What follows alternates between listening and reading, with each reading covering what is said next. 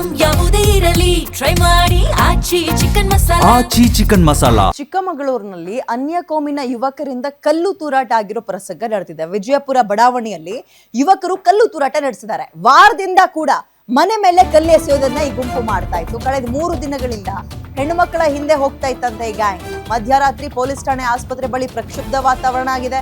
ಹಲ್ಲೆಗೊಳಗಾದ ಯುವಕರಿಗೆ ಸರ್ಕಾರಿ ಆಸ್ಪತ್ರೆಯಲ್ಲಿ ಚಿಕಿತ್ಸೆ ಕೊಡಿಸಲಾಗ್ತಾ ಇದೆ. ಕೇಸ್ ಸಂಬಂಧ ಬಿಜೆಪಿ ಬಜರಂಗ ದಳದವರ ಮೇಲೆ ಈಗ ಎಫ್ಐಆರ್ ಕೂಡ ಆಗಿದೆ. ದೂರು ಕೊಟ್ಟ ಮಹಿಳೆ ನಿವಾಸಕ್ಕೆ ಮಹಿಳಾ ಬಿಜೆಪಿ ಕಾರ್ಯಕರ್ತರು ಭೇಟಿ ಕೊಟ್ಟು ಘಟನೆ ಬಗ್ಗೆ ಮಾಹಿತಿಯನ್ನ ತಗೊಂಡು ಸಾಂತ್ವನ ಹೇಳೋ ಕೂಡ ಬಂದಿದ್ದಾರಂತೆ. ವಾರದಿಂದ ಮನೆ ಮೇಲೆ ಕಲ್ಲು ತೂರಾಟ ನಡೆಸ್ತಾ ಇದ್ದಾರೆ.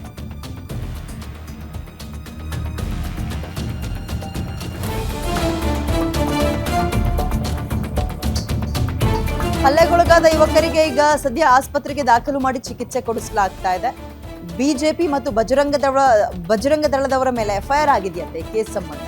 ಚಿಕ್ಕಮಗಳೂರಿನಲ್ಲಿ ಅನ್ಯ ಕೋಮಿನ ಯುವಕರು ಕಲ್ಲು ತೂರಾಟ ನಡೆಸಿದ್ದಾರೆ. ಓಕೆ, ಮತ್ ಇವ್ರ ಮೇಲೆ ಯಾಕೆ ಎಫ್ಐಆರ್ ಆಯ್ತು? ಬಿಜೆಪಿ ಮತ್ತು RSS ಮೇಲೆ ಗೊತ್ತಿಲ್ಲ ಅಲ್ಲ, ಸಾರಿ, ಬಜರಂಗ ದಳದವ್ರ ಮೇಲೆ. ಕಿಡಿಗೇಡಿಗಳ ಕೃತ್ಯಕ್ಕೆ 2 ಕೋಮಿನ ನಡುವೆ ಜಿದ್ದಾಜಿದ್ದಿ ನಡೆದಿದೆ. ಈ ಧರ್ಮ ಅಂತ ಬಂದಾಗ ಚಿಕ್ಕಮಗಳೂರು ಕೂಡ ಸೂಕ್ಷ್ಮ ಪ್ರದೇಶವೇ. ದತ್ತಪೀಠ, ದತ್ತ ಜಯಂತಿ ಅಂತೆಲ್ಲ ಬಂದಾಗ ಅಲ್ಲೂ ಕೂಡ ಇಂಥವು ಅವಾಗ ಆಗ್ತಲೇ ಇರುತ್ತೆ. ಬಟ್ ಹಿಂದೂ ಮನೆ ಮೇಲೆ ಕಲ್ಲು ತೂರಾಟ ಮಾಡಿದ್ದಾರೆ. ಆ ಪ್ರಕರಣದ ಅಪ್ಡೇಟ್ ಎಲ್ಲಿ ತನಕ ಹೋಗಿ ನಿಂತ್ಕೊಂಡಿದೆ ಅಂದ್ರೆ ಮಧ್ಯರಾತ್ರಿ ಪೊಲೀಸರು ಈಗ ಬಿಜೆಪಿ ಮತ್ತು ಕೆಲ ಬಜರಂಗ ದಳದ ಕಾರ್ಯಕರ್ತರ ಮೇಲೆ ಎಫ್ಐಆರ್ ಹಾಕಿದ್ದಾರೆ ಕೇಸ್ ಸಂಬಂಧ. ಇದು ಸ್ವಲ್ಪ ಆಶ್ಚರ್ಯ ಅನ್ನಿಸ್ತಾ ಇದೆ.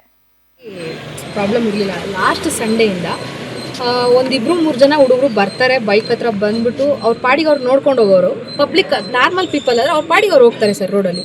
ಈಗ ಕಾರ್ ಹತ್ರ ಉಚ್ಕೊಳ್ಳೋದಾಗ್ಲಿ, ಹಿಂದ್ಗಡೆ ಬಂದು ಕಾಂಪೌಂಡ್ ಹತ್ರ ಹತ್ತಿ ನೋಡೋದಾಗ್ಲಿ ಯಾಕೆ ಮಾಡಬೇಕು? ಹೆಣ್ಮಕ್ಳು ಇರ್ತೀವಿ ಸರ್, ನನಗೆ ಅಂತಲ್ಲ, ಬೇರೆ ಹೆಣ್ಮಕ್ಳಿಗಾದ್ರೂ ಅಷ್ಟೇ.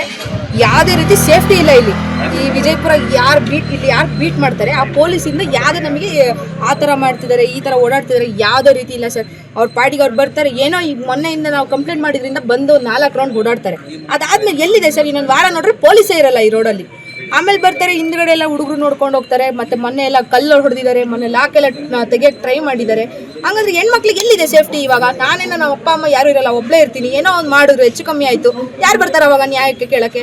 ಪೊಲೀಸ್ ಅಂತೂ ಇವಾಗ ಹೇಳ್ತಾರೆ FIR ಏನಕ್ಕೆ ಮಾಡ್ಕೋಬೇಕು ಅಂದ್ರೆ ಮಾಡ್ಕೋಬೇಕು ಸರ್. ನೇಮ್ ಮೆನ್ಷನ್ ಮಾಡಂಗಿಲ್ಲ ಅಂತಂದ್ಮೇಲೆ ಅವ್ರು ಇದು ಏನು ಪ್ರಯೋಜನ? ನೇಮ್ ಮೆನ್ಷನ್ ಮಾಡಲೇಬೇಕು ಅಲ್ಲಿ FIR ಆಗಬೇಕು ಅಂದರೆ.